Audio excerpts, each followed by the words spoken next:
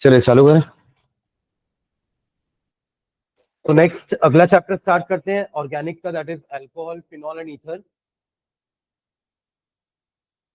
इस वॉल्यूम का ऑलरेडी एक चैप्टर हमने किया हुआ है, that is halo alkanes and hello arenes, है ना। तो वो थे हमारे आर एक्स या A R X, where X was halogen. X क्या था? Halogen. R was alkyl group, या आप एलिफैटिक बोल लो, and A R was aromatic, है ना, या फिर एरिल ग्रुप। अल्किल एरिल बोलते थे ना। तो जैसे हमने हेलोजन के डेरिवेटिव पढ़े थे, जिसको हमने नाम दिया था halo alkanes and hello arenes, in the same way hydroxy derivative को हम कहते हैं अल्कोहल एंड फिनॉल्स। क्या बोलते हैं? Alcohol, and this is known as phenol. यानी आप ये समझ लो कि एलिफैटिक डेरिवेटिव ऑफ, या hydroxy derivative of aliphatic hydrocarbons, hydroxy derivative of aliphatic hydrocarbons are called alcohols, and hydroxy derivative of aromatic hydrocarbons are called phenols. Example: simplest alcohol is methanol and simplest phenol यानी कि aromatic alcohol is phenol. क्या किया हमने दोनों में? Simplest alkene में से hydrogen हटाया है और OH लगा दिया है। इसी को बोल रहे हैं हाइड्रोक्सी डेरिवेटिव। जैसे वो हेलोजन डेरिवेटिव थे, ये हाइड्रोक्सी डेरिवेटिव है। H हटाया और क्या लग गया है? OH। C6H6 सबसे सिंपलेस्ट हाइड्रोकार्बन, एरोमेटिक वाला। इसमें से एक H हटाया हमने और OH लगा दिया, तो बन गया C6H5OH। This is phenol. समझ रहे हैं क्या? तो इस चैप्टर में पहले पार्ट में हमें इन दोनों के बारे में ही पढ़ना है, यानी कि अल्कोहल एंड फिनॉल के बारे में। अगेन जैसे हम हेलो अल्केन में पढ़ रहे थे, पहले उनकी प्रॉपर्टीज, मतलब पहले preparation, then physical properties, chemical properties. In the same way alcohol और फिनॉल का भी पहले preparation, physical properties, chemical properties, थोड़ा सा क्लासिफिकेशन।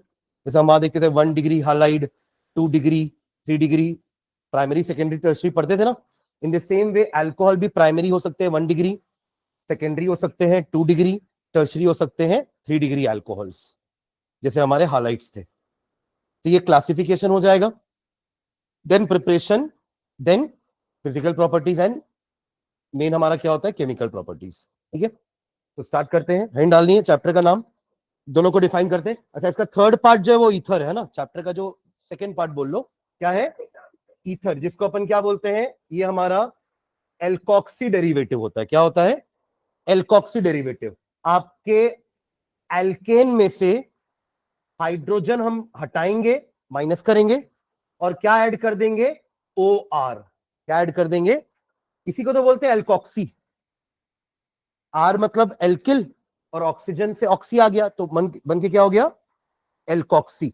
तो ये हटेगा और OH जुड़े, सॉरी OR जुड़ेगा। जैसे अभी ये हट रहा है तो क्या जुड़ रहा है?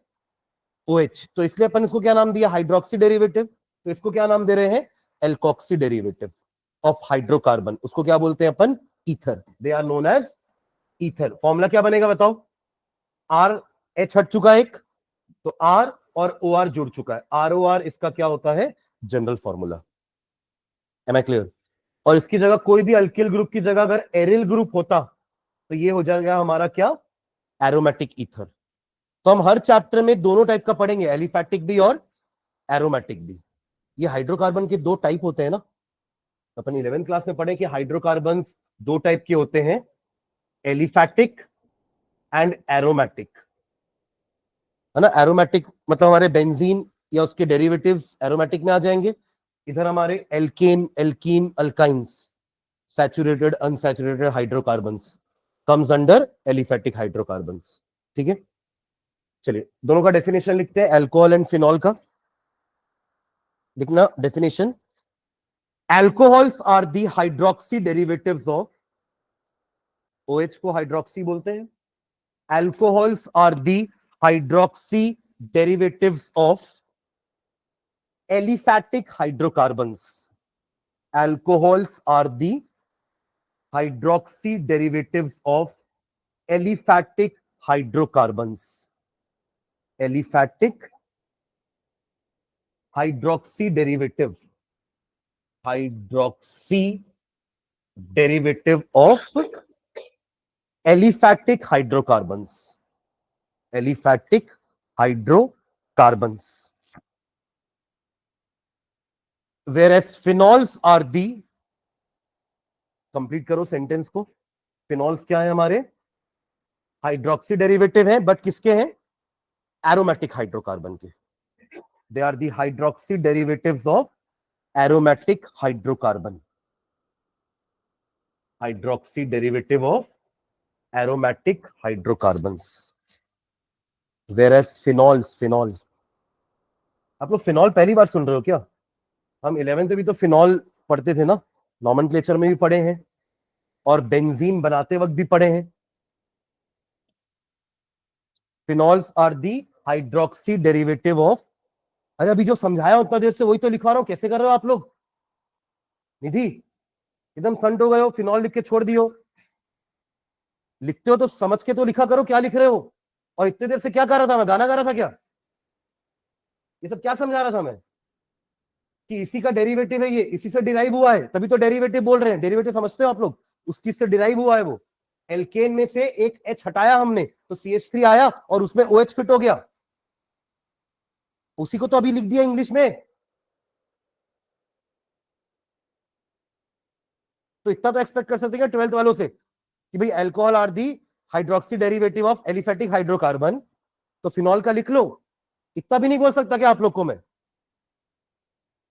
फिनॉल लिख के छोड़ दिए हैं, phenols are the hydroxy derivative of aromatic hydrocarbons, अभी क्लियर है क्या, अभी भी किसी को डाउट है क्या सर एलिफैटिक क्या होता है, एरोमेटिक क्या होता है, तो पूछो अभी, आगे जाके फिर मैं पूछना, ठीक है, चले आगे बढ़े, ठीक है, तो इसको सिंबॉलिकली भी लिख लो कि ये रहा हमारा एल्केन, RH को क्या बोलते हैं, एल्केन, R हमारा अल्किल ग्रुप है, उसमें H जोड़ दोगे तो एल्केन बनेगा ना, एक एग्जांपल से समझना, मीथेन इज एल्केन, है ना, तो उसको अपन ऐसे लिख सकते हैं CH3H, ऐसे भी अल्किल ग्रुप और H जुड़ा हुआ है, तो इसी को क्या बोलते हैं अपन, aliphatic hydrocarbon, this is aliphatic hydrocarbon, इसमें से एक H रिमूव कर देना, है ना, और HOH ऐड कर देना, तो क्या बन जाएगा, ROH, दिस इज अल्कोहल,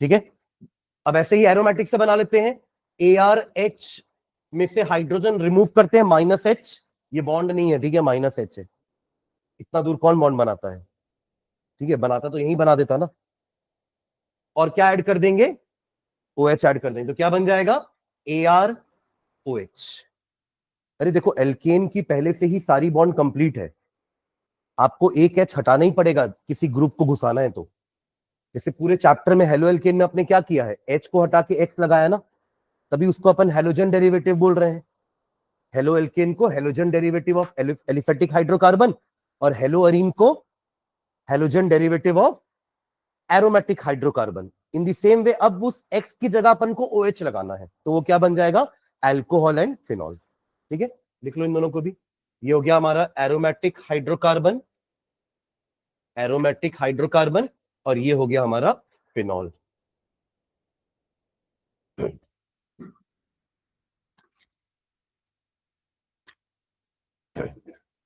ठीक है, ईथर के बारे में अपन बाद में ही पढ़ेंगे, पहले अल्कोहल फिनॉल ही खत्म करते हैं, प्रिपरेशन प्रॉपर्टीज पूरा पढ़ के फिर उसके बाद ईथर चालू करेंगे। नेक्स्ट टाइम डालना क्लासिफिकेशन, क्लासिफिकेशन, अल्कोहल फिनॉल की क्लासिफिकेशन करते हैं।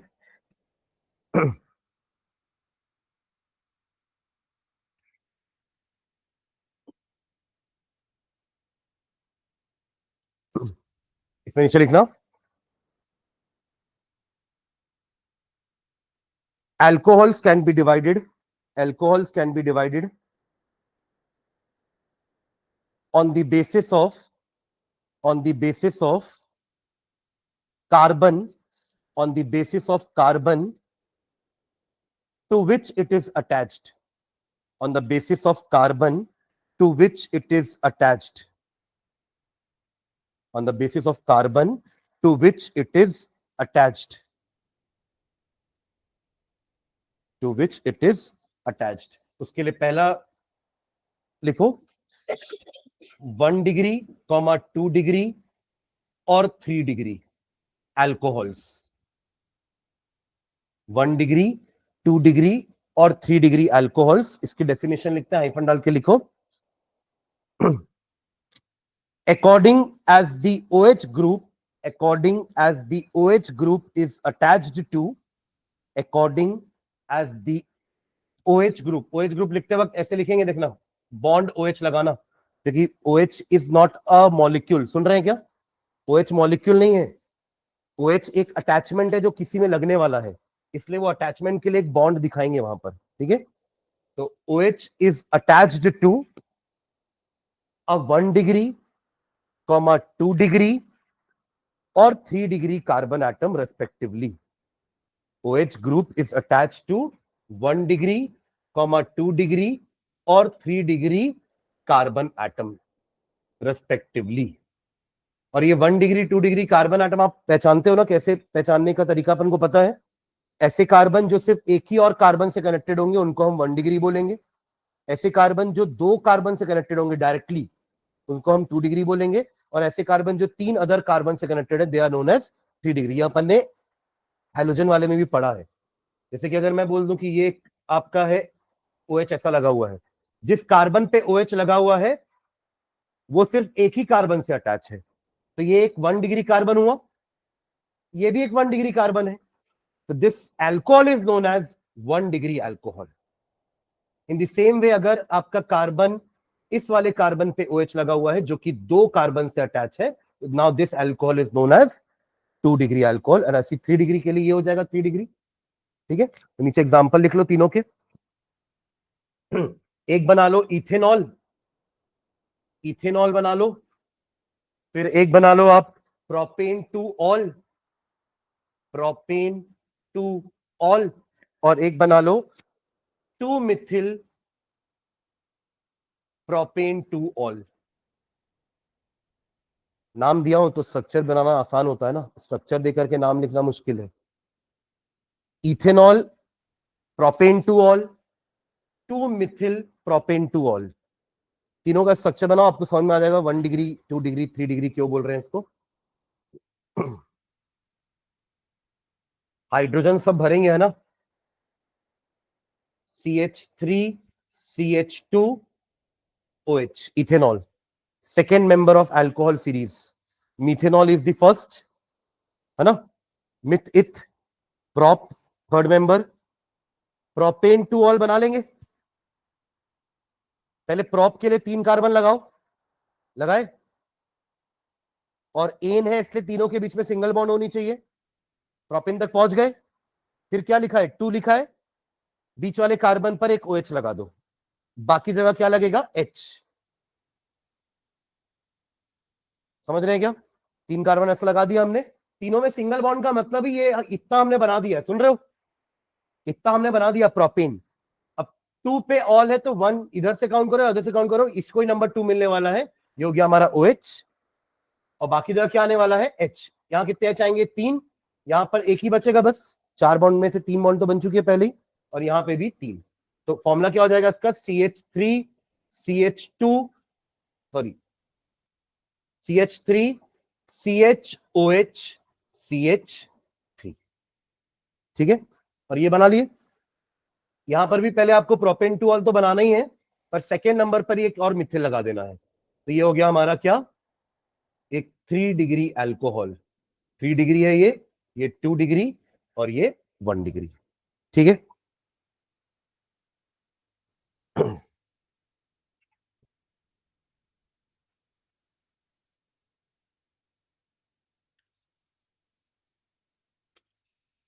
डन। चलो सेकेंड क्लासिफिकेशन लिखना, ये हमारी फर्स्ट क्लासिफिकेशन थी 1 डिग्री 2 डिग्री 3 डिग्री अल्कोहल। अगली क्लासिफिकेशन लिखना allylic alcohol, ALLYLIC, allylic alcohols, allylic alcohols. Allylic halide भी पढ़ते थे हम, एक एलिल और एक विनिल। एलिल वो होता था जिसमें उस कार्बन पर हैलोजन होता था जो कार्बन डबली बॉन्डेड अटैच है, डबल बॉन्डेड से अटैच है, वो एलिलिक था। और विनिल में क्या था, डायरेक्टली उसी कार्बन पर ही हमारा क्या था, हैलोजन लगा हुआ था। ठीक है, तो बस यहां पर हैलोजन की जगह क्या आ जाएगा, OH। ठीक है, डेफिनेशन लिखो एलिलिक की। In this the OH group is attach to, in this the OH group is attach to, in this the OH group is attached to a sp3 hybridized carbon। sp3 hybridized carbon का मतलब हो गया ना single bonded, a sp3 hybridized carbon next to the carbon carbon double bond, next to the carbon carbon double bond, next to the carbon carbon double bond, next to the carbon carbon double bond। एक structure बनाना उसका नाम लिखेंगे।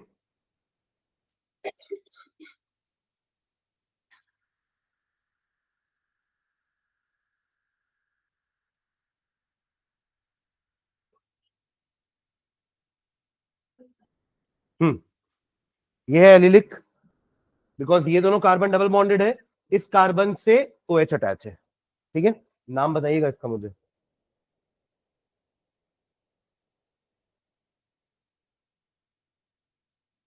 कैसे लिखेंगे इसका नाम, rule क्या होता था नाम लिखने का, पहले आप लॉन्गेस्ट चेन सेलेक्ट करेंगे। हाँ, वो तो आप स्ट्रक्चर बता रहे हो कि पहले ब्रांच लिखेंगे, फिर वर्ड रूट आएगा और फिर प्राइमरी सफिक्स आएगा, वो ठीक है। पर पहले अपन इसका क्या क्या ढूंढेंगे, लॉन्गेस्ट कंटिन्यूअस चेन, जो कितने कार्बन की दिख रही है आपको, 4 है ना भाई, ऐसे बनाओगे तो 4 बनेगी ना, देखो कंटिन्यूअस है चारों कार्बन, अरे हाँ है ना, तो ये 4 हो गई। फिर सेकंड स्टेप क्या होता था हमारा, नंबरिंग करना। हम क्या करते थे, कार्बन की नंबरिंग। अब नंबरिंग के लिए हमारे पास डबल बॉन्ड भी है और OH भी है, तो नंबरिंग ऐसे करें जहां से आपके OH को कम नंबर मिले, बिकॉज फंक्शनल ग्रुप की प्रेफरेंस जो है वो डबल बॉन्ड ट्रिपल बॉन्ड से ज्यादा होती है। तो अपना नंबर क्या चालू होगा, यहां से 1 2 3 4। ठीक है, बस अब नाम लिख सकते हैं अपन। शुरुआत कैसे करेंगे, इसमें कोई प्रीफिक्स तो नहीं है क्योंकि कोई ब्रांच नहीं है, वो तो फंक्शनल ग्रुप है ना, उसके लिए तो सफिक्स लगाएंगे ऑल। तो शुरुआत कैसे करेंगे, ब्यूट, क्योंकि 4 कार्बन है, वर्ड रूट, उसके बाद 1 2 3, 3 पे क्या है, इन, 3 पे इन, और फिर क्योंकि अगला जो हमारा फंक्शनल ग्रुप आ रहा है उसका सफिक्स O से चालू हो रहा है, वॉवल से, तो ये वाला वॉवल क्या करेंगे, हटाएंगे और यहां क्या लगा देंगे, two ol, but 3 en two ol, but 3 en two ol. ठीक है, एक और लिखेंगे क्या,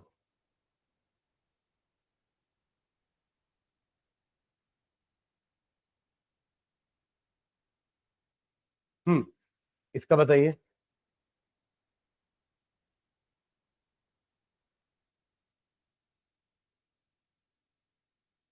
क्या हो गया, ये समझ में आया कि नहीं। अब सेम काम यहां भी करना है। कंटिन्यूटी में देखो कितने कार्बन आपको दिख रहे हैं लगातार, 4 से ज्यादा नहीं दिखेंगे। या तो कोई ऐसा ले रहा होगा 4 तो भी चलेगा, कोई ऐसा 4 ले रहा है तो भी चलेगा।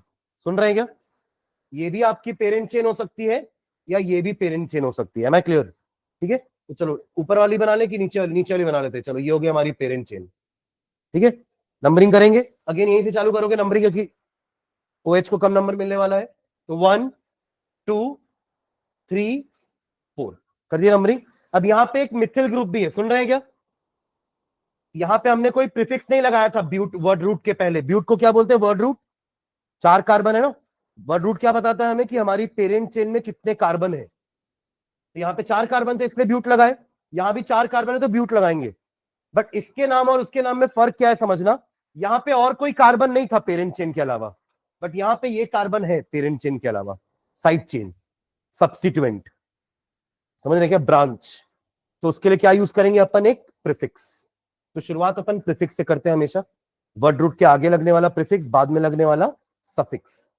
तो क्या चालू करेंगे, टू पे मिथिल, तो टू मिथिल, हाँ हो गया प्रीफिक्स का काम। अब आते हैं वर्ड रूट में, 4 कार्बन है तो ब्यूट 1 2 3 इन एंड ई ड्रॉप करके 2 ऑल। ठीक है, इन दोनों में और क्या फर्क है अपार्ट फ्रॉम देयर नेम्स, और क्या फर्क है, कौन सा? हाँ, ये 3 डिग्री अल्कोहल है और ये 2 डिग्री। समझ में आ रहा है 2 डिग्री क्यों है ये? Carbon 1 carbon 2, carbon 1 2 3। ठीक है, चलिए नेक्स्ट थर्ड क्लासिफिकेशन लिखना। एलिलिक के बाद थर्ड, थर्ड लिखेंगे benzylic, benzylic, benzylic, BENZYLIC, benzylic. आपको हेलोजन का ये कंपाउंड याद है कि अपन एक में हेलोजन में डायरेक्टली हेलोजन बेंजीन रिंग में लगाते थे और एक में उस कार्बन पे लगाते थे जो बेंजीन रिंग से अटैच था। दोनों में फर्क था, है ना? ये हमारा क्लोरोबेंजीन था, आप इसको क्लोरोबेंजीन नहीं बोलते थे, इसको अपन बोलते थे बेंजिल क्लोराइड। क्या बोलते थे? Benzyl chloride. तो हमारा बेंजिल अल्कोहल भी कुछ ऐसा ही होगा, जहां पर OH न्यूक्लियस से नहीं लगा हुआ है। न्यूक्लियस बोलते हैं एरोमेटिक हाइड्रोकार्बन में, बेंजीन को क्या बोलते हैं? न्यूक्लियस। तो डायरेक्टली न्यूक्लियस से ना लग के कहां लगा हुआ है? साइड चेन में। बेंजीन में जो साइड चेन है उसमें आपका OH लगा हुआ है, तो उस टाइप के कंपाउंड को क्या बोलेंगे? Benzylic alcohol. हाइफन डाल के लिखो। The OH group is attached to, the OH group is attached to, the OH group is attached to a sp3 hybridized carbon. OH group is attached to a sp3 hybridized carbon next to an aromatic ring. Next to an aromatic ring. Next to an aromatic ring.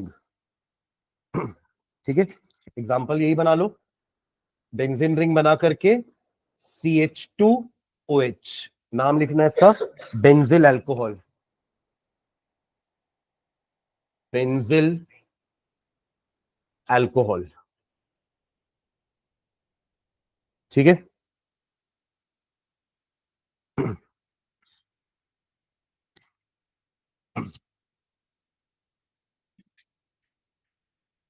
अगला लिखना विनिलिक, विनिलिक alcohol. जैसे allylic था वैसे ही विनिलिक लिखेंगे, विनिलिक alcohol.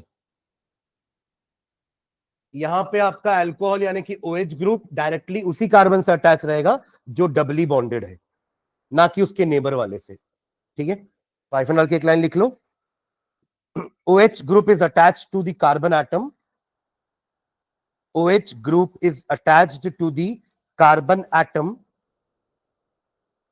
OH group is attached to the carbon atom of the double bond. OH group is attached to the carbon atom of the double bond. Of the double bond. तो इसका example हम phenol को भी तो लिख सकते हैं ना। फिनॉल में भी ये जो कार्बन है ये डबल बॉन्डेड कार्बन तो है, तो विनिलिक का एग्जांपल ये भी हो सकता है। ठीक है, एग्जांपल यही बना लो, फिनॉल। एग्जांपल में फिनॉल।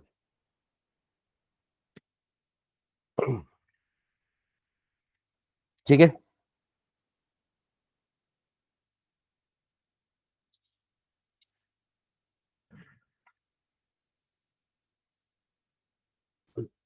नॉमेनक्लेचर छोटा सा कुछ 2-3 पॉइंट लिख लेते हैं, आगे बढ़ेंगे फिर। नॉमेनक्लेचर लिख लो। नॉमेनक्लेचर IUPAC, तो ये सब अपन जो लिख रहे थे सब IUPAC नेम्स ही थे, है ना। कई जगह पर हम कॉमन नेम भी यूज करेंगे तो उसके लिए कुछ नाम लिखते हैं, लिखना एक आध नाम इसमें।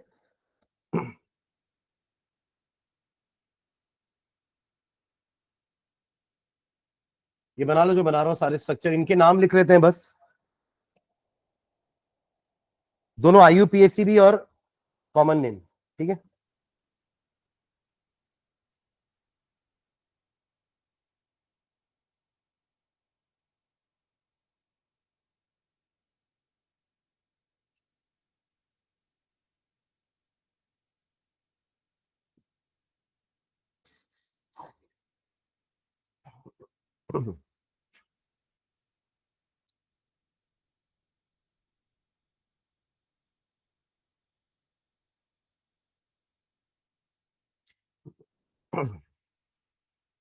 डन।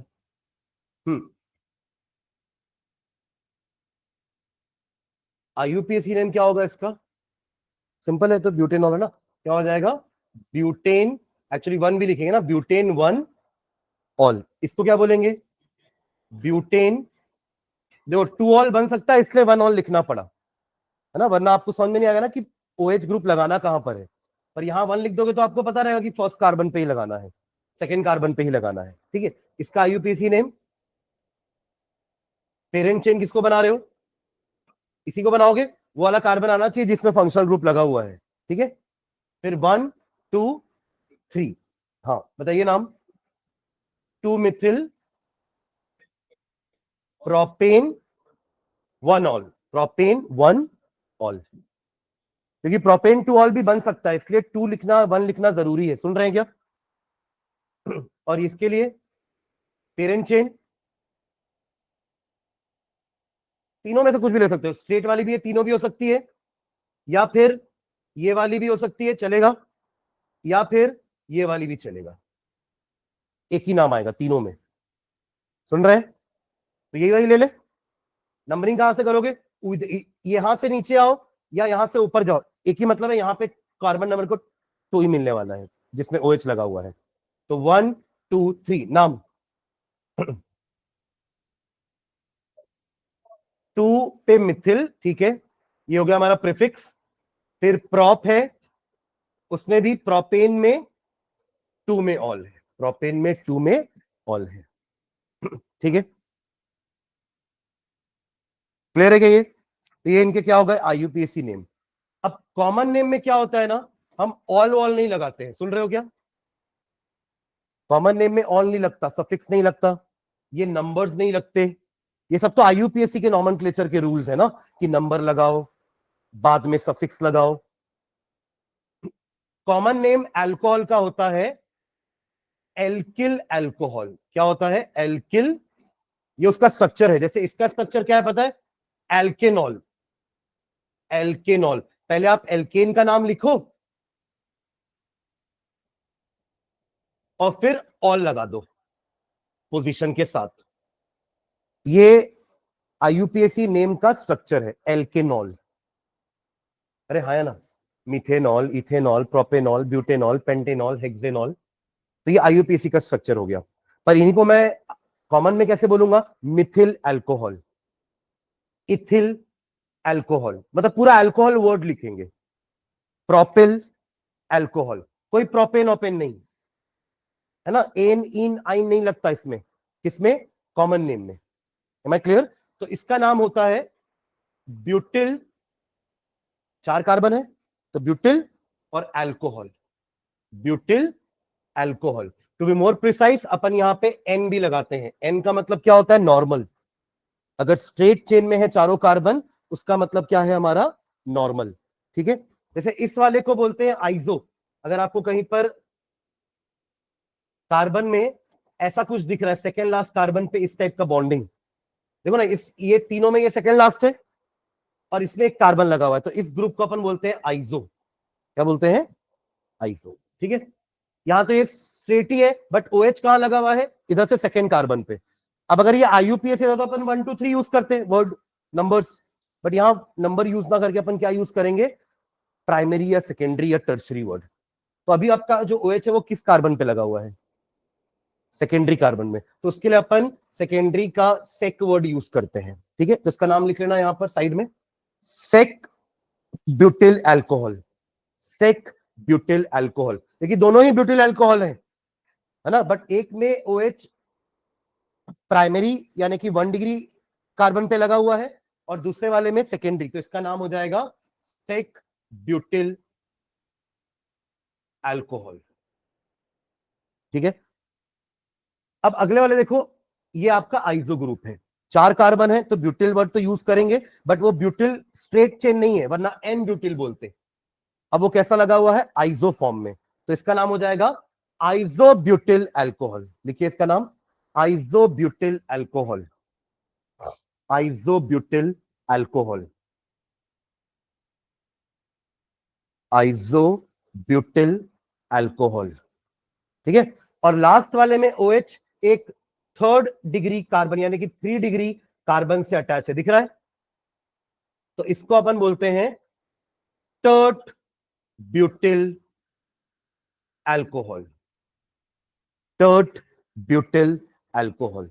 ये सब अब हम कई जगह नाम यूज करेंगे, इसलिए मैं आप लोग को इनके एटलीस्ट IUPAC और कॉमन दोनों लिखवा रहा हूं, ठीक है।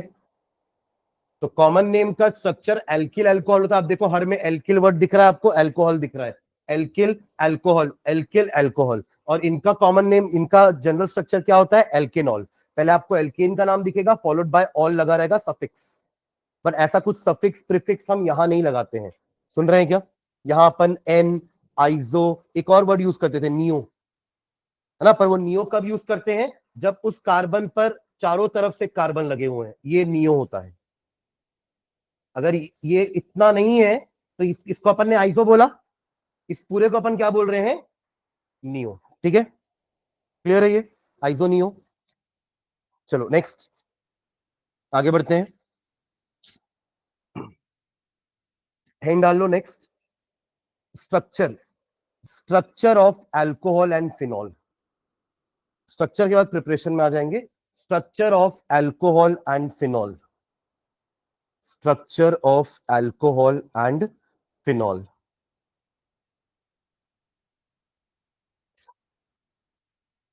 देख पाएगा अल्कोहल के लिए बनाना, in alcohols, in alcohols, in alcohols both the oxygen and the carbon, both the oxygen in alcohols, both the oxygen and the carbon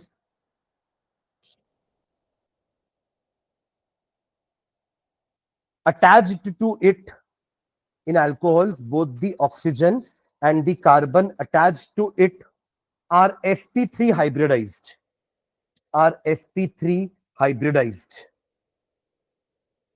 are sp3 hybridized, full stop. Two of the 4 sp3 hybridized orbital of oxygen, two of the 4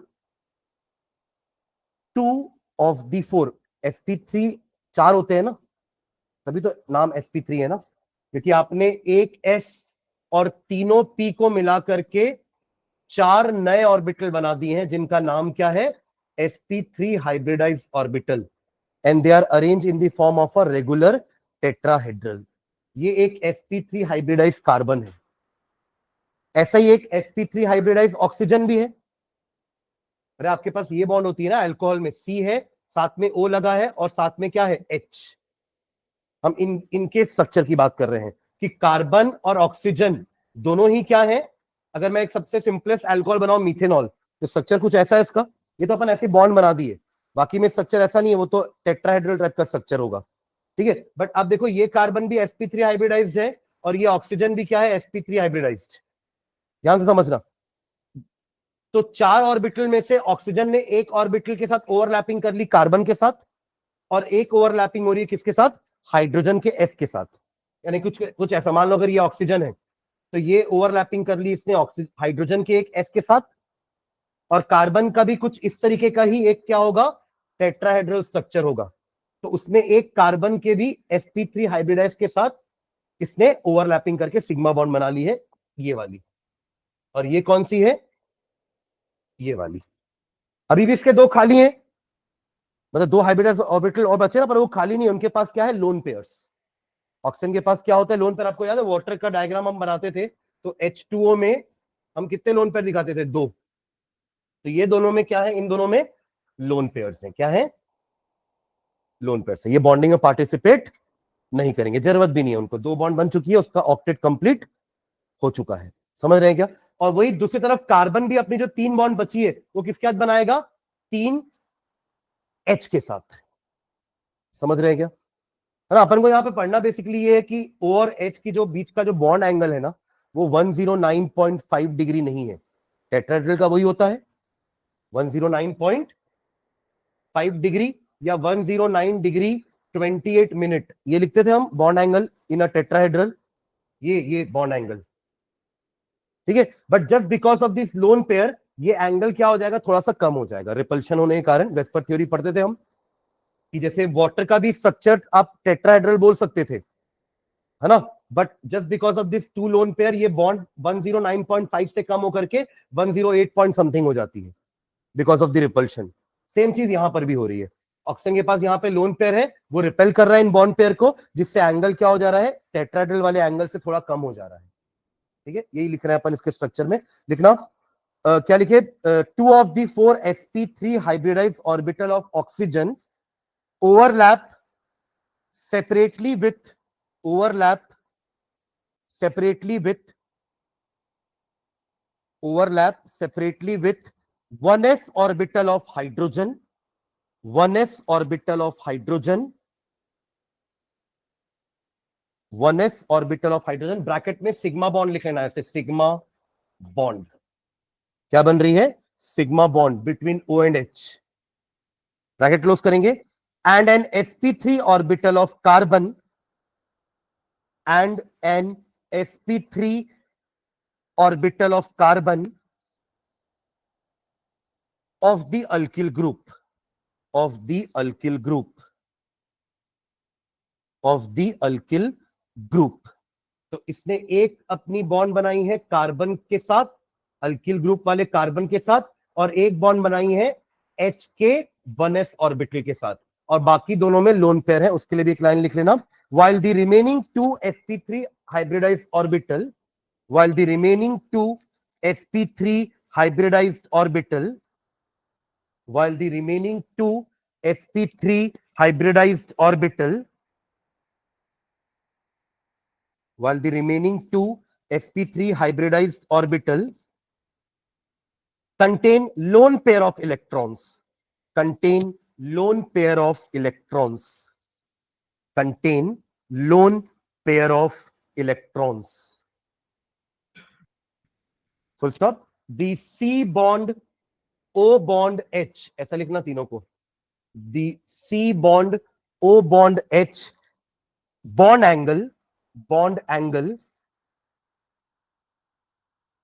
is slightly less than the tetrahedral angle, is slightly less than the tetrahedral angle, is slightly less than the tetrahedral angle।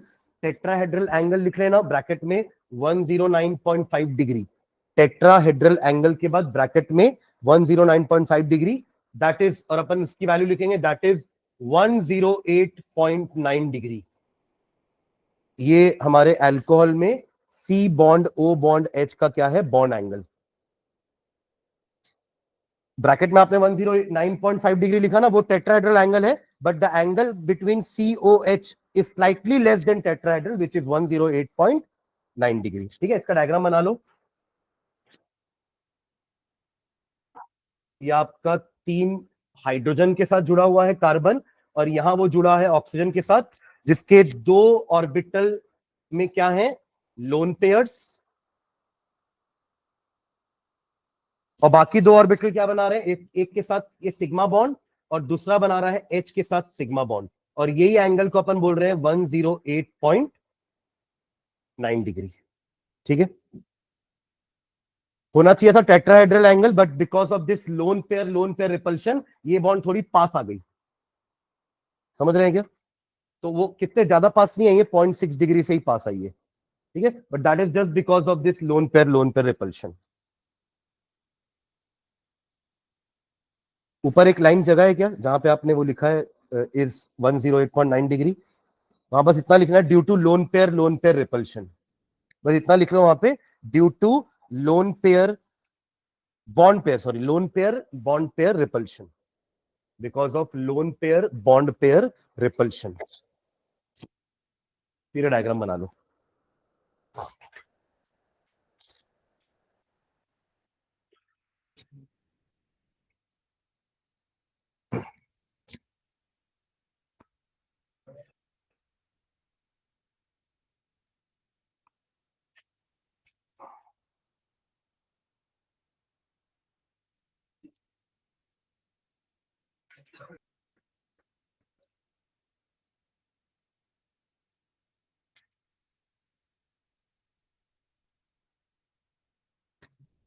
ठीक है, phenol का भी ऐसे ही लिख लो next paragraph में, the O bond H bond in phenol, the O bond H bond in phenols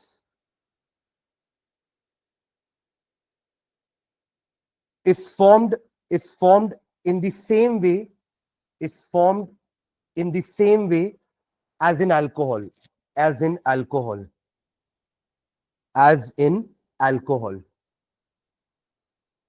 as in alcohol. But यहां का थोड़ा बॉन्ड डिफरेंस है, भले आपको सिग्मा बॉन्ड दिख रहा है, यहां पे सिग्मा बॉन्ड ही बनेगा, बट कार्बन यहां वाला कैसा है, sp3 हाइब्रिडाइज्ड, बट जो हमारा एरोमेटिक अल्कोहल में जो OH जुड़ेगा, ये बॉन्ड तो सेम है जैसे यहां पर है, बट कार्बन अलग है यहां पर। देखिए ये कार्बन sp3 हाइब्रिडाइज्ड है, बट ये कार्बन sp2 हाइब्रिडाइज्ड है। सारे कार्बन sp2 हाइब्रिडाइज्ड होते हैं ना, in uh benzene ring all the carbons are sp2 hybridized. तो ये कार्बन का फर्क है, ठीक है। तो वही अपन लिख रहे हैं कि OH बॉन्ड तो सेम है, but the C bond O bond, but the C bond O bond, but the C bond O bond is formed by the, is formed by the, is formed by the, is formed by the overlap of, is formed by the overlap of sp3 orbital of oxygen, oxygen तो sp3 hybridized ही अभी भी, sp3 hybridized orbital of oxygen, sp3 या sp3 orbital लिख दिया ना, sp3 orbital of oxygen with a sp2 orbital of carbon, with a sp2 orbital of carbon,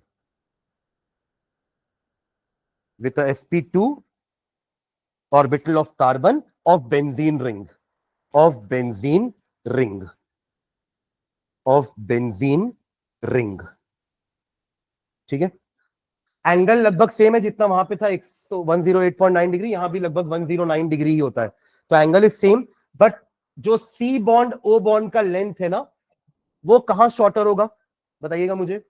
यहां पर जो सी बॉन्ड ओ बॉन्ड लेंथ है, और यहां भी तो सी और ओ आ रहा है ना, ये है ना सी, अलग से नहीं लगा है, उस रिंग में ही है ना सी, मतलब आपने ये फिनॉल बनाया अगर, तो आपने यहां पर OH लगा दिया, तो ये बॉन्ड लेंथ है ना सी और ओ के बीच की बॉन्ड लेंथ। तो क्वेश्चन मेरा ये है कि यहां पर बॉन्ड लेंथ ज्यादा होगी कि ये वाली बॉन्ड लेंथ ज्यादा होगी इन फिनॉल। देखो दोनों जगह CO दिखेगा आपको, पर बॉन्ड लेंथ दोनों की सेम नहीं है, किसकी ज्यादा होगी, दोनों जगह सिंगल बॉन्ड भी दिख रही है, फिनॉल की कम होगी कि ज्यादा होगी, रीजन भी पूछूंगा मैं, हाँ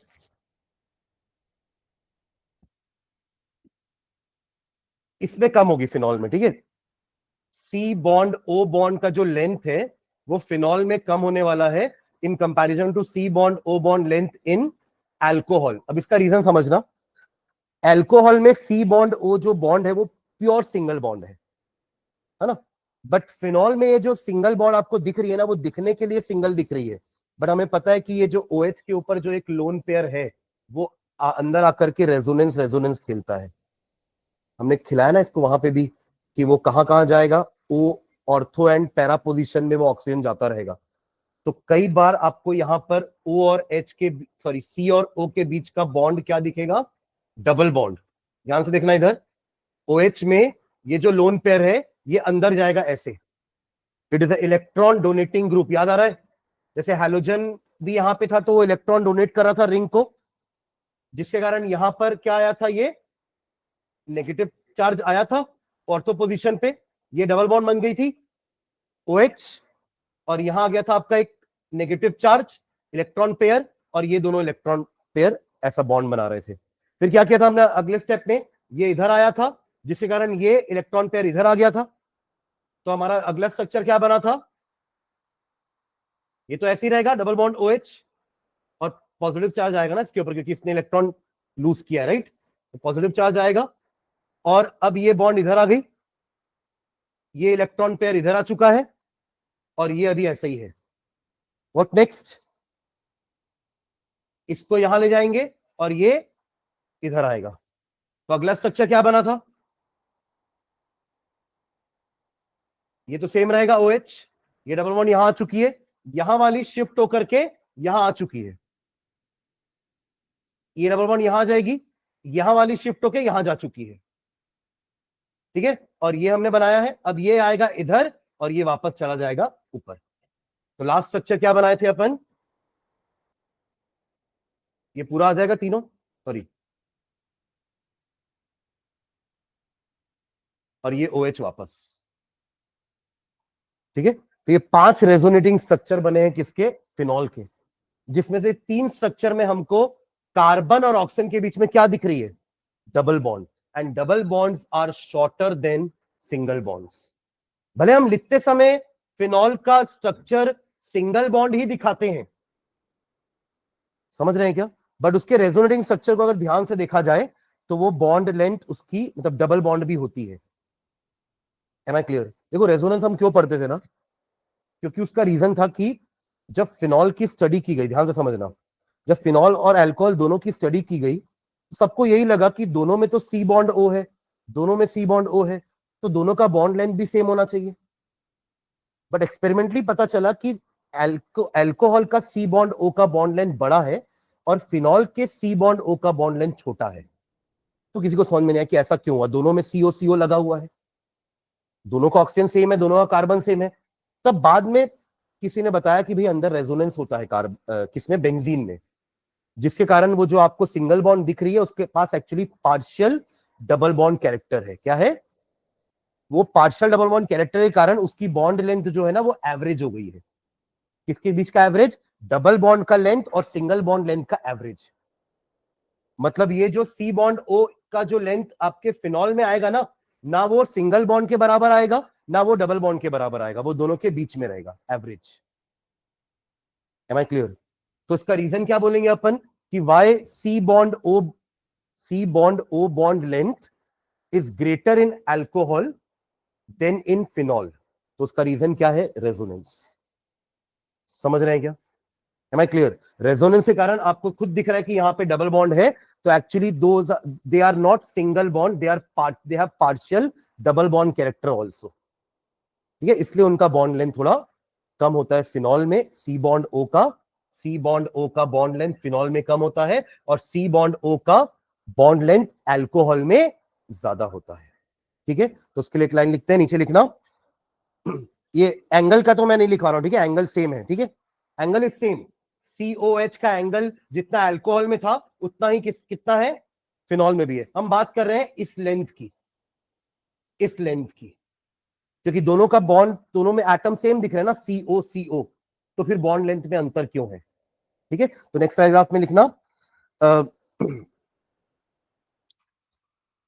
the C bond O bond length, the C bond O, एक बॉन्ड बनाना है दूसरा बॉन्ड लिखेंगे, the C bond O bond length, the C bond O bond length in phenol is slightly less than, is slightly less than, is slightly less than, is slightly less than, is slightly less than that in alcohol, slightly less than that in alcohol. इसका reason, this is due to the resonance, this is due to resonance, this is due to resonance by which, this is due to resonance by which C bond O bond, again ऐसे, C bond O bond acquires, दिख रही है single but है उसमें partial double bond character, acquires partial double bond character, acquires partial double bond character, C bond O bond acquires partial double bond character. ठीक है, इसलिए resonance पढ़े क्योंकि एक अकेला स्ट्रक्चर नहीं बता पा रहा था कि क्यों ये बॉन्ड लेंथ कम है और ये बॉन्ड लेंथ ज्यादा है। जब अपन ने उसके पांचों स्ट्रक्चर देखे तब समझ में आया कि क्यों उसकी बॉन्ड लेंथ कम है। तो यही तो रीजन था रेजोनेंस पढ़ने का कि when single structure is unable to explain the property of a compound, जब एक स्ट्रक्चर उस कंपाउंड की प्रॉपर्टी अच्छे से एक्सप्लेन नहीं कर पा रहा है तो उसके अपन सारे स्ट्रक्चर्स पढ़ के समझते हैं कि ऐसा क्यों हुआ। ठीक है, अपन ऐसा ओजोन में भी करते थे। ओजोन में क्या होता था कि ये ओ, तीन ओ ऐसे रहते थे जिसमें ये दोनों डबल बॉन्डेड थे और ये वाला सिंगल बॉन्डेड था। ये होता है Lewis structure of ozone. Oxygen इधर डबल बॉन्ड बनाता है इस ऑक्सीजन के साथ और इस ऑक्सीजन के साथ क्या बनाता है, सिंगल बॉन्ड। एक लोन पेयर होता है, इसके पास दो लोन पेयर और इसके पास तीन लोन पेयर। ये होता है लुईस स्ट्रक्चर ऑफ ओजोन। पर ये डबल बॉन्ड यहां की जगह यहां भी बना सकते हो आप। पर ये कैसे पता चला, जब स्टडी किए, एक्सरे स्टडी से पता चला कि ये दोनों बॉन्ड लेंथ सेम आ रही थी। ऐसा कैसे हो गया, ये तो डबल बॉन्ड है, इसको छोटा होना चाहिए था, ये सिंगल बॉन्ड है, इसको बड़ा होना चाहिए था। तो अगेन एक स्ट्रक्चर नहीं समझा पाया प्रॉपर्टी, तो उसका अगला स्ट्रक्चर क्या बना, यहां आगे डबल बॉन्ड। तो समझ में आ रहा, अच्छा जो सिंगल है वो कभी डबल भी है और जो डबल है वो कभी, तो दोनों के पास क्या है, पार्शियल डबल बॉन्ड कैरेक्टर, इसलिए ये दोनों बॉन्ड लेंथ सेम होती है। समझ में आया क्या? तो now this two structure are able to explain कि why the bond lengths are same. जबकि एक सिंगल है और एक डबल है, देखने में तो वही दिख रहा है लुईस स्ट्रक्चर, तो अपन ऐसे ही बनाएंगे, आइदर दिस बनाएंगे या तो ये बनाएंगे। और रेजोनेंस बोलेगा तो हम दोनों बना करके दिखाएंगे। और इसका रेजोनेंस हाइब्रिड कैसे बनाते थे, रेजोनेंस हाइब्रिड भी एक नाम होता था ना, कैसे बनाते थे, सिंगल बॉन्ड तो दोनों में बनाएंगे क्योंकि सिंगल बॉन्ड तो दोनों जगह है, और डबल बॉन्ड अपन कैसे दिखाते थे, लाइक दिस, ऐसा दिखाते थे। पार्शियल डबल बॉन्ड इसी को बोल रहे हैं। समझ रहे कि वो कभी डबल बॉन्ड इधर है, वो डबल बॉन्ड कभी इधर है। इसलिए हम बेंजीन के लिए भी रेजोनेंस स्ट्रक्चर तो ये बना दिए सारे। रेजोनेंस हाइब्रिड कैसे बनाते हैं, बीच में क्या कर देते हैं, गोला कर देते हैं। ये गोला क्या दिखा रहा है कि उस इलेक्ट्रॉन ने कंप्लीट डीलोकलाइजेशन किया है, पूरा चक्कर मारा है बेंजीन रिंग का, ये सर्कल वही शो करता है। इसलिए हम बनाते समय या तो सर्कल बनाते हैं या तो ये बनाते हैं, दोनों नहीं बनाते कि ये भी बना दिए, डबल बॉन्ड बना दिए और सर्कल बना दिए, ये नहीं करेंगे। समझ रहे हैं क्या? उसका रेजोनेंस हाइब्रिड ये होता है।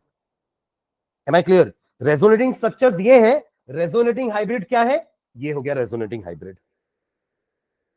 समझ में आ रहा है क्या? ठीक है, चलिए तो ये हो गया दोनों के स्ट्रक्चर। नेक्स्ट लाइन डाल लो, मेथड्स ऑफ, हाँ ये तो बना चुके हो आप लोग पहले भी, इसको ये अपन प्रॉपर्टी बनाएंगे वापस से। जब हम फिनॉल की प्रॉपर्टी पढ़ेंगे ना, सुनो इधर, जब फिनॉल की प्रॉपर्टी पढ़ेंगे तो ये रेजोनेटिंग स्ट्रक्चर बनाएंगे कि इलेक्ट्रोफिलिक सब्स्टिट्यूशन देगा ये किन किन जगहों पर, ऑर्थो, पैरा और ऑर्थो पे। इलेक्ट्रोफाइल क्या होता है, एक पॉजिटिवली चार्ज स्पीशीज, वो कहां आके अटैक करेगा, इधर या इधर या इधर। ये अपन ने हेलो अरीन में भी पढ़ा है, अगर आपको थोड़ा सा याद दिलाऊं मैं, कि क्लोरो बेंजीन में भी सेम चीज होती है, रेजोनेंस स्ट्रक्चर्स क्लोरोबेंजीन के भी सेम बनते हैं। नेगेटिव चार्जेस कहां कहां आते हैं, ऑर्थो, पैरा और ऑर्थो पे। जैसे यहां आ रहे हैं ना नेगेटिव चार्जेस, ऑर्थो पे, पैरा पे एंड ऑर्थो पे। ऐसा ही सेम क्लोरीन का भी हमने बनाया हुआ है। इसलिए हम जब इसका हेलोजिनेशन करवाते थे, इसका हम सल्फोनेशन करवाते थे, इसका हम नाइट्रेशन करवाते थे, इसका हम फ्रिडल क्राफ्ट अल्काइलेशन करवाते थे, फ्रिडल क्राफ्ट एसिलेशन करवाते थे, तो हर कोई ग्रुप कहां जाता था, इन दी ऑर्थो एंड इन पैरा। दो स्ट्रक्चर बनते थे जिसमें पैरा वाला क्या होता था, मेजर। थोड़ा एक बार रिवाइज करके आना, haloalkanes, haloarenes, next class में आने से पहले। समझ रहे हैं क्या? तो इलेक्ट्रोफिलिक सब्स्टिट्यूशन हम फिनॉल का भी पढ़ेंगे, तब ये स्ट्रक्चर में फिर बनवा दूंगा। ठीक है, अभी मत बनाइए। अभी यहीं डालिए, methods of preparation of alcohol, methods of preparation of alcohol, methods of preparation of alcohol. ठीक है, सबसे पहले लिखो from haloalkanes, from from haloalkanes. इससे कैसे बनाओगे? बनाया हमने, ये रिएक्शन हमने वहां प्रॉपर्टी में पढ़ा है। हेलो एल्केन की प्रॉपर्टी मैंने उस समय भी कहा था आपको पढ़ाते समय कि आज जो हम रिएक्शन हेलो एल्केन में देख रहे हैं ये रिएक्शंस अल्कोहल में भी आएंगे, है ना। वहां हमने अल्कोहल से हेलो एल्केन बनाया था, आपको याद आ रहा है? अल्कोहल से हेलो एल्केन के प्रोसेस याद है आपको, जिसमें एक थायोनिल क्लोराइड होता था, SOCl2 यूज करके अपन Cl लगाते थे, तो वो अल्कोहल से क्या बनाए थे अपन ने? Halo alkane. तो यहां वो फिर से रिएक्शन पढ़ेंगे, पर कब पढ़ेंगे? वो अल्कोहल की प्रॉपर्टी में पढ़ेंगे। पर यहां तो अल्कोहल बनाना है ना, तो हेलो एल्केन से बना रहे हैं, मतलब ये आपको कहां मिलेगा? हेलो एल्केन की प्रॉपर्टी में, कि हेलो एल्केन का न्यूक्लियोफिलिक सब्स्टिट्यूशन करवाएंगे। सुना सुना लग रहा है? SN1 SN2 OH negative is a nucleophile, back attack कर सकता है या सामने से अटैक करेगा, डिपेंडिंग अपॉन 1 डिग्री पे अटैक कर रहा है कि 2 डिग्री पे अटैक कर रहा है या 3 डिग्री पे अटैक कर रहा है। याद आ रहा है? तो nucleophilic substitution of halo alkane will give you alcohol. ये मैं उस समय प्रॉपर्टी में पढ़ाते समय बोला था कि अल्कोहल का प्रिपरेशन में ये फिर से पढ़ेंगे। Am I clear? तो सेट ऑफ रिएक्शन वही है, बस अलग अलग हेडिंग के नीचे आ रहे हैं वो रिएक्शन। आप समझ रहे हैं ना? रिएक्टेंट साइड में अगर हेलो एल्केन आ गया तो वो प्रॉपर्टी में चला जाएगा, और प्रोडक्ट साइड में हेलो एल्केन आया तो वो प्रिपरेशन में चला जाएगा। Am I clear? अब यहां पे हम अल्कोहल बना रहे हैं तो ये प्रोडक्ट साइड में आएगा, और जब भी हम अल्कोहल की प्रॉपर्टीज पढ़ेंगे तो अल्कोहल रिएक्टेंट साइड में चला जाएगा कि वो कैसे बिहेव कर रहा है। ठीक है? तो फ्रॉम हेलो एल्केन हाइफन डाल के लिखो, when haloalkanes are heated with, किसको लेते थे तो OH आएगा। क्या लेंगे न्यूक्लियोफाइल के लिए? OH के लिए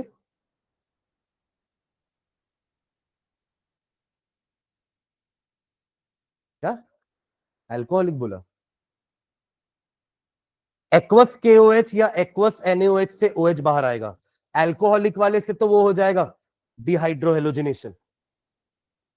लिखिए, when haloalkanes are heated with aqueous, when haloalkanes are heated with aqueous sodium or potassium hydroxide, when haloalkanes are heated with,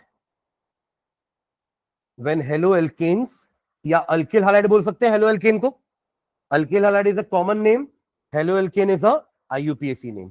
तो when haloalkanes या alkyl halides are heated with aqueous sodium और potassium hydroxide, और एक और लेते थे moist silver oxide, moist silver oxide, comma, they undergo hydrolysis, they undergo hydrolysis to produce alcohol, to produce alcohol, they undergo hydrolysis to produce alcohols। ठीक है? इसका reaction लिख लेते हैं, एक जनरल रिएक्शन लिखेंगे फिर एक एग्जांपल लिखते हैं। RX क्या हो गया हमारा? एक हेलो एल्कीन, ठीक है, plus aqueous KOH gives you ROH plus क्या बचेगा?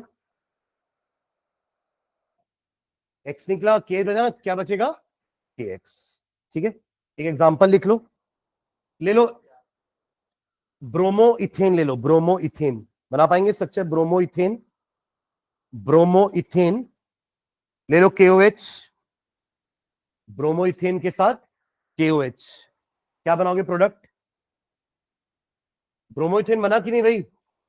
CH3CH2 Br, bromo ethane plus aqueous KOH, क्या मिलेगा? CH3CH2 तो ऐसे ही रहेगा जैसे R ग्रुप है, X हट के क्या लगेगा? OH, और X किसके साथ चला जाएगा? पोटेशियम के साथ, KBr। ठीक है? कैसा SN1 है SN2 है? SN1 की SN2?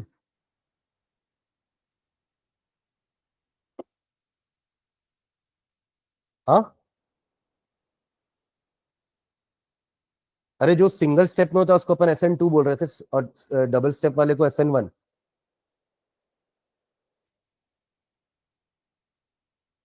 इसको SN2 क्यों बोलेंगे? इसको SN, ये सिंगल स्टेप में हो रहा है ना, हमारा डबल स्टेप में कौन सा होता था, जिसमें पहले कार्बोकैटायन बनेगा then followed by nucleophilic attack, और यहां क्या होता है, एक ही समय पर Br निकल रहा है और OH नेगेटिव अटैक कर रहा है। तो अगर दो मॉलिक्यूल इन्वॉल्व होते तो उसको बाई मॉलिक्यूलर बोलते हैं ना, इसलिए SN2 बोलते हैं इसको। क्या बोलते हैं? अब तो केमिकल काइनेटिक्स भी पढ़ चुके हैं आप लोग कि अगर एक रिएक्शन में दो मॉलिक्यूल इन्वॉल्व है तो they are known as bimolecular. तो SN2 का मतलब ही तो वही था, nucleophilic substitution bimolecular. And SN1 में क्या होता है कि कोई 3 डिग्री वाला अगर आपके पास हालाइड है तो पहले वो एक 3 डिग्री कार्बोकैटायन बनेगा।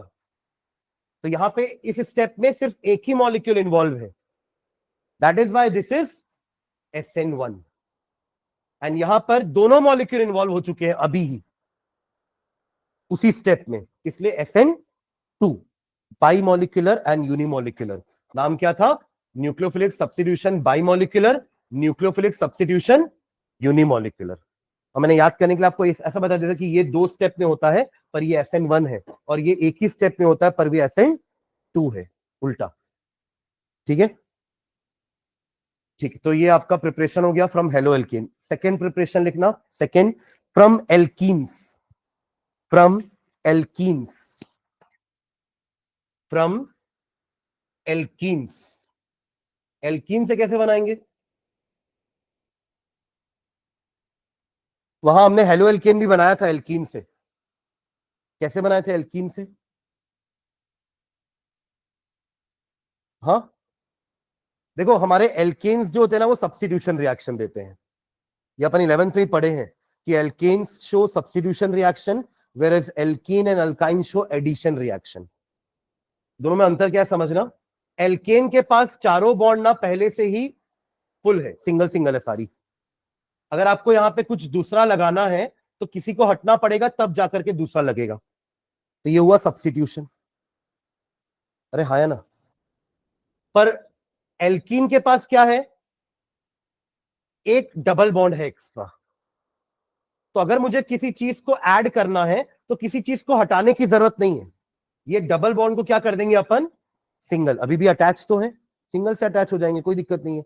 और यहां पे क्या आ जाएंगे, सारे H।